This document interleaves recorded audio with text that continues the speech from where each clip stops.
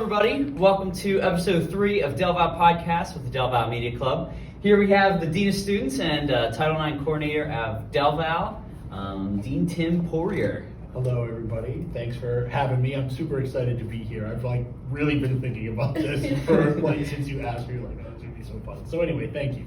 Yes, we're thank you for coming. glad to have you. Yeah, Thanks for a lot. sure. Absolutely. So, what do you do as the Dean of Students? What do I do as the Dean of Students? Besides everything. Yeah. Well, I mean, That- it's a lot. I mean, I do what needs to be done, or at least I think I do what needs to be done. I try to. I would say at the core, my responsibility is sort of student life outside the classroom and all that entails, generally speaking. Now, of course, there are a lot of other people who join me in that work, right? Who are amazing and do great work and want to support students. But I think at the end of the day, that's really just day-to-day oversight of your lives outside of the classroom and all that entails. You know, so specifically what falls in my portfolio, you know, like what's on my resume, is residence life, student conduct, accessibility services, and student support, and like student diversity initiatives. That's all sort of in my area. I also work obviously very closely with public safety, and so that's really like the Dean of Students hat. I got into it. So when I went to college, I learned how to fly airplanes. And after I graduated from college, I got a job flight instructing at my alma mater. So I was teaching college students how to fly airplanes. Yeah, it was a fun experience. So what made you decide to come this route instead of a flight instructor? Well, as it turns out, I like college students a lot more than airplanes. I mean, and truly that's what it is.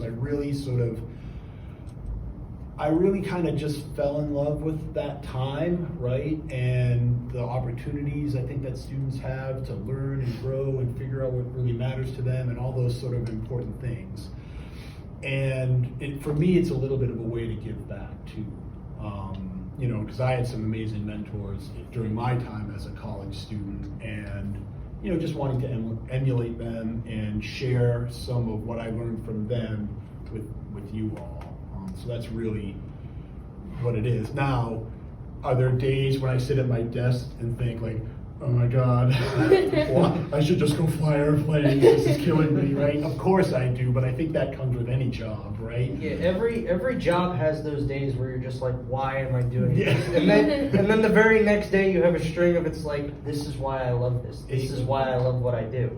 That's 100% my experience, right? It is completely the case where, you know, because obviously I deal with a lot of difficult things, you know, people going through difficult times and people in conflict tension with one another and people not meeting the expectations when we really want them to meet the expectations. So yeah, I deal with a lot of those kind of frustrating pieces. And then I get invitations like this and I'm like, yes, this is what it's all about, right? So. Well, I mean, we're not probably the highest priority, but I mean, I feel like we were pretty high on your list when you found out, like, wanted you on this.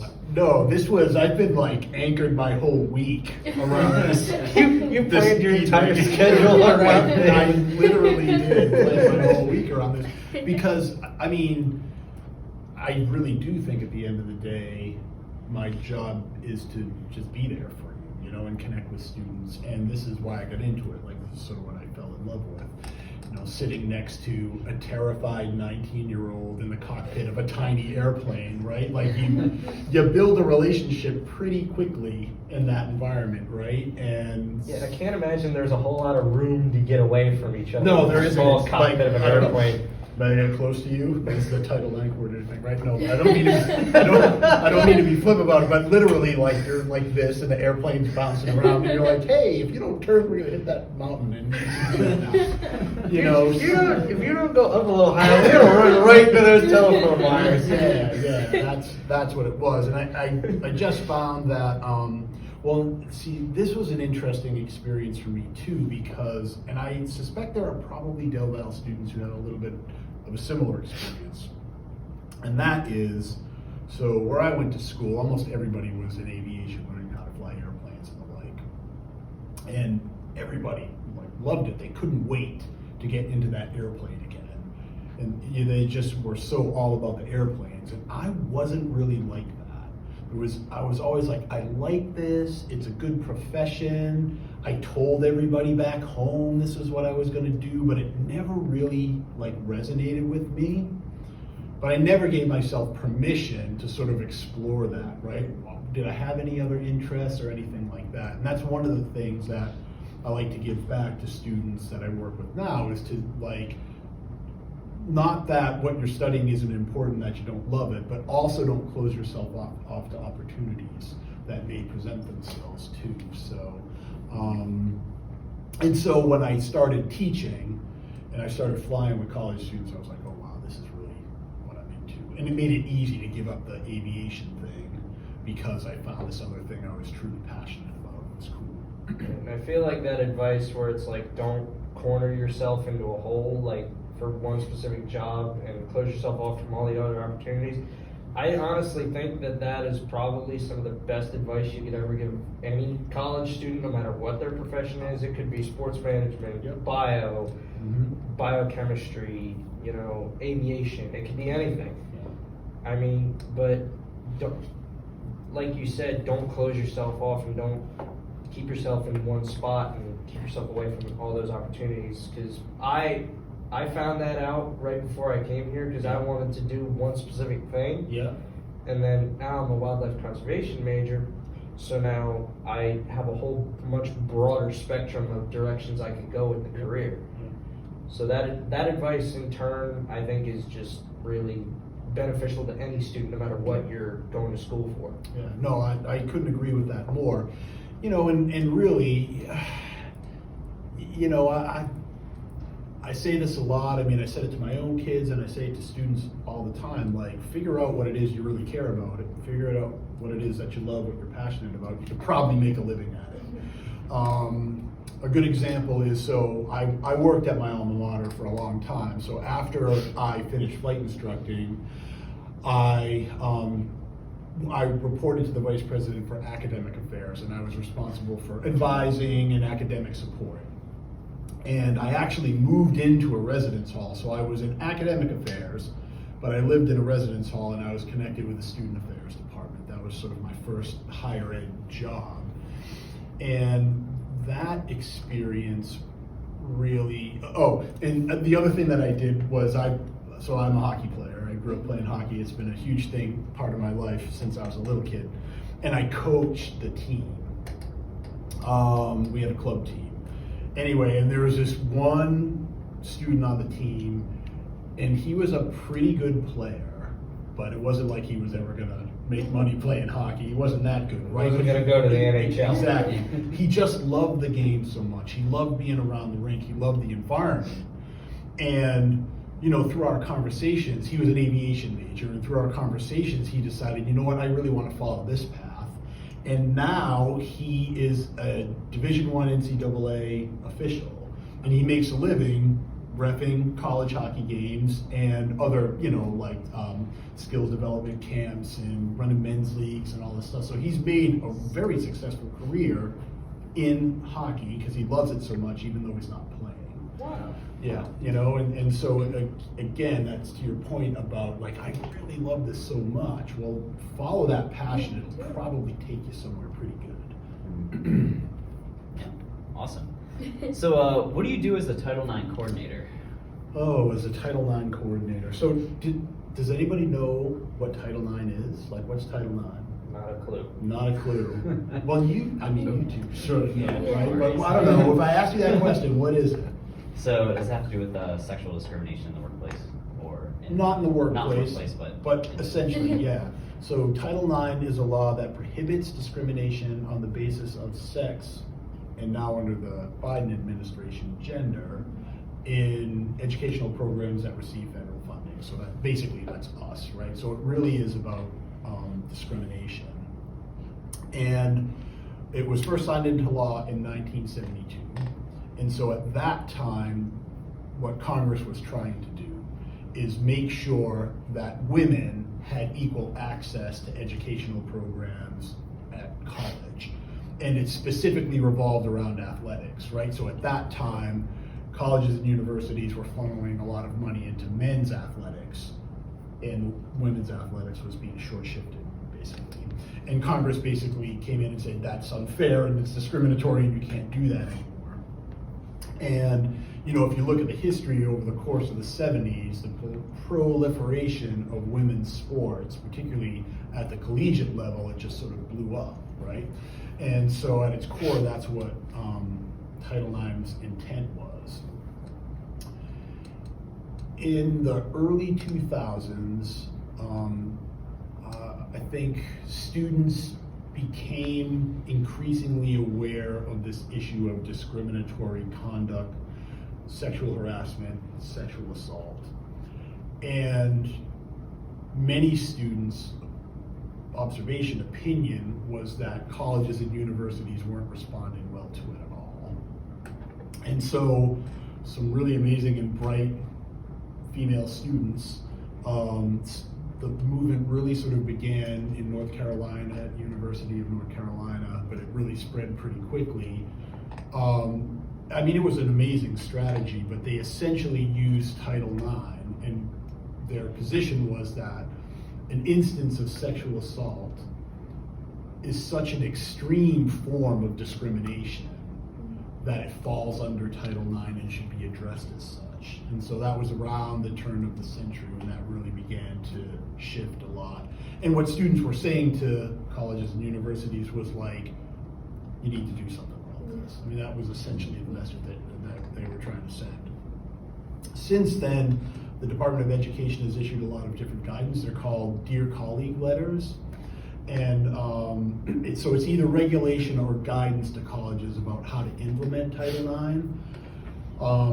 So at the end of the day, that's what I do, is I try to ensure that the university is in compliance with Title IX, that we are effectively implementing all this regulation and guidance that's issued to us by the Department of Education. For me, sometimes just personally, that falls a little flat, right? Because it's a lot about compliance. Whereas the intent was to prohibit discrimination, and I believe in that strongly. I think that's really important. But the regulatory environment is heavy. And so it takes a lot of time and energy to stay on top of the regs and follow the regs.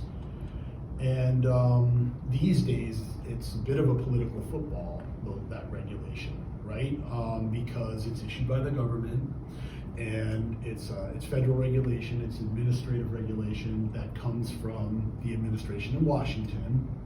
And so when the administration in Washington changes, the view from the top changes, and typically the regulations change as a result. So I am anxiously awaiting new regulation from the Biden administration that I expect will come around May, which I think will change some of the more cumbersome aspects of what's currently in place. That's good. That was a long-winded. We can definitely go down that road. It actually helped me kind of understand what a Title IX coordinator does. I feel like not enough people do. Before today, I had no idea what it was. I thought it was just a title that they put on a business card. But no, it is not. And I would say what's required of us, so probably what I think students are sort of most concerned about is, a sexual assault. So something bad happened, what's done about it? And those are called grievance processes. And, so it's this balance of the person making the report and their sense of justice. And I put justice in quotes because we're not a court, right? Like, justice is really the criminal justice system. At least that's the way I think of it from a regulatory standpoint. But then there's also due process, right? People do have the opportunity to defend themselves and tell their side of the story and all those kinds of things. And that's where it can get really tense and difficult when you start drilling down into those experiences. The regulation right now is very cumbersome for a small school like Del Val, just because of some of the grievance requirements. So as a Title IX coordinator, I'm not allowed to either investigate or adjudicate a complaint. My role is only to take that complaint and then move it forward in the grievance process. So like, and we have to outsource the investigation because, I mean, investigating a sex crime is a high-level skill set that not a lot of people have, so we have to outsource that. And the same is true for our adjudication. We have to outsource that as well. We essentially had to hire a judge to manage the hearing process because it looks very much like a courtroom. So I mean, it's very technical. It's quite cumbersome. Is this the part where I can share my opinion about that? Yeah. Feel free to let it out. I think the intent of the Trump administration was to mirror the criminal justice system. Because at that time there was a lot of concern about due process and the rights of the accused. Much of which I personally agree with what was happening prior to Trump. Unfortunately, these regulations shifted us way, way too far in the other direction. And so now all these due process requirements make it incredibly difficult for somebody bringing forward a complaint in a way that I personally think is unfair. But them's the rules and that's the law, and so I have to follow them for any decision resulting from that process to stand. Like if we don't follow this process and I just say, oh, well, you're kicked out of school, then they sue us and we lose and I have to let them back, right? And so that doesn't serve anybody well. We have to follow the rules. And so I'm looking forward to new regulation. I think the new regulation is going to allow us to go back to the grievance process we had under the Obama administration, which is more of like a civil rights process, which I think is more appropriate both for this issue and for a college, university the size of Delaware. What I really would prefer is that as people mature, they begin to see their place in the world and how what they do impacts the people in the world around them, and that we have these rules for a reason so that we really can all live together. Do some of them feel ridiculous? 100%. I feel that way too from time to time. Well, anything you like make rules for is gonna have like dumb rules. I mean, like I know a couple sports I did had dumb rules, and it was like, why do we have to follow these? Like that's never gonna happen. That's never gonna. This is never gonna come up. Like, why do we have to follow them? And then it comes up, and then you're like, oh, that's why we have them. Yeah, exactly. And so that's a big part of it. And so then for me, this fear of consequences, this really external motivation, and I see that as very juvenile. Like I'll punish you into submission or something. Really what I would prefer is that it come from students themselves and people themselves. Like I'm not going to do that because I want to be this kind of person, or I don't want to impact that person in this way. And for me, those are the real fruitful conversations. And the reality is, when you first step foot in a college campus, you're probably not there yet, right? And yeah, sometimes the stick is necessary, and sometimes the stick helps people get to that place. But usually that's not where I want to start. I really want to start with, hey, here's the expectation. We expect that you meet it. Like you want to explain to them why it was wrong. Yeah. And I also want to hear from them their take, like why aren't you able to do this? Like what's the problem? What's important to you, right? And I try to have conversations like that in these spaces with students when they come up. So, and it's not just me, like I said earlier, there's a lot of other people involved in this whole process of helping y'all become adults. And this is truly the way we think about it in my area. So you said helping us become adults. I use the term adult very loosely. Yeah. And yeah. I always tell myself I'm effectively a 12-year-old in a 19-year-old's body. Well, I don't want to get on the whole generational thing, but I often say they don't make 18-year-olds like they used to.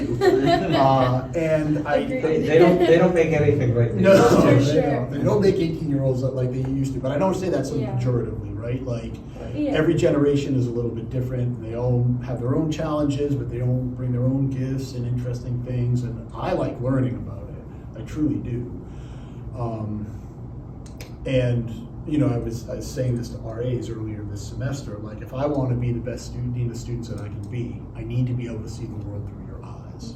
And the only way I can truly do that is for you to tell me, is for me to get to know you, right? And just, what's your experience? Tell me about what's going on. How do you see the world? I think that's really important. See it through their point of view, get their perspective on things. Yeah, absolutely. And I don't know that we have necessarily good governance structures. Like, we don't have, I feel like, real great systems for that at Del Val. So it's sort of anecdotal, right? Like, and I rely a lot on the RA staff, or like student athletes, captains, or SAC, and clubs and organizations, Greeks in particular.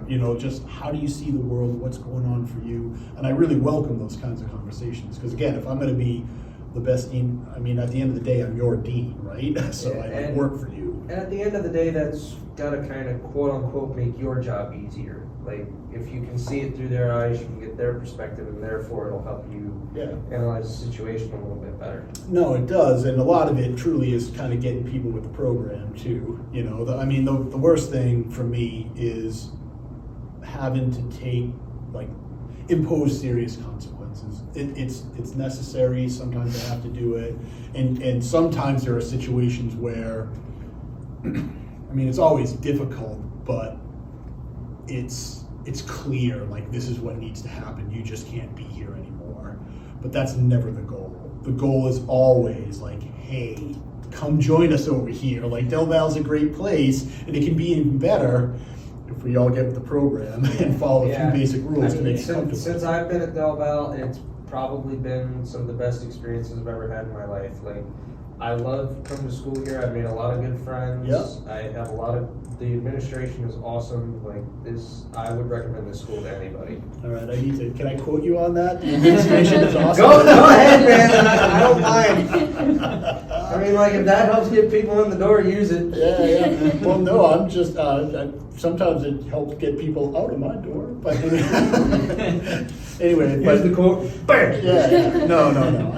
Listen, university is its own community, right? Like, I think of Dr. Ben almost like the mayor of a mid-sized city, and that's what this community really is to me. It feels like a town in a way. It feels like a community. Exactly, right? Exactly. And we all have a role in it, and some of our roles are prescribed by virtue of our job, like me, right? But you all have a role too, and a contribution to make, and something to gain from making that contribution. And so that's what I think about, in my office when I'm doing stuff. And what do? I really do make fun of Thor a lot. But he's wonderful. Thor's great. I had him as my Del Val 1 instructor last semester. He's absolutely awesome. Yeah. And truly everybody on my staff. Dean Kelly has been here for 12 years. She worked in residence life when I first got here 10 years ago. Within a couple of weeks, I was like, oh, she's amazing. How do we keep this one? Like, we have to find a role for here. Yeah, I have meetings with Kelly every week. Yep. She's absolutely awesome. She's really helped me get set in and helped me get adjusted. Yeah, exactly. And so really everybody in our area, regardless of what their actual job description is, that's what they have as their goal, is help people feel like they belong here, like they have support, and that from that foundation, they can explore all these other amazing things. And truth be told, they can make mistakes. All I ever really ask is that you just own it. Like, yeah, I did that. That was a dumb choice, and I promise I'm not going to do it again. Can I fix this somehow? When people who make bad choices, make poor choices that impact themselves and others negatively, they come to me with that spirit. I'm always going to try to find a way to figure out how to make it work. Right. Always. Now, sometimes you can't, right? The conduct is so egregious, you just can't be here. That's a thing. But it's pretty rare around here. I just think Del Val students are amazing. You really are an amazing group of young adults, and I appreciate you all so much. Thank you. All right, well, it seems like we're running out of time here, but thank you, Dean Tim, for coming to the podcast. And All right, and I know I can talk a lot, so if you want to do like a part 2 or something. I mean, if we're all up for it. I mean, we could have you back for a part 2 at some point. Yeah, of course. Because I can imagine our fans have a lot more questions that. Line them up, bring them through the door, come on I in. feel like an Ask Dean Tim. Yeah, yeah. Like a little box, you'd fold a piece, write down Oh, your question, fold a yeah, piece of that's a paper, great put it in the idea. I box. don't know, we're doing the dining hall at lunch or something Oh my like God, that. You know, okay. listen, truly, I appreciate every opportunity I have to talk with you and kind of get the message out there. So I appreciate you all. We really appreciate you coming on and dedicating a little bit of your time for this. Anytime. That's why I'm here. All right, thank you. Thank you. Thank you. Oh my God.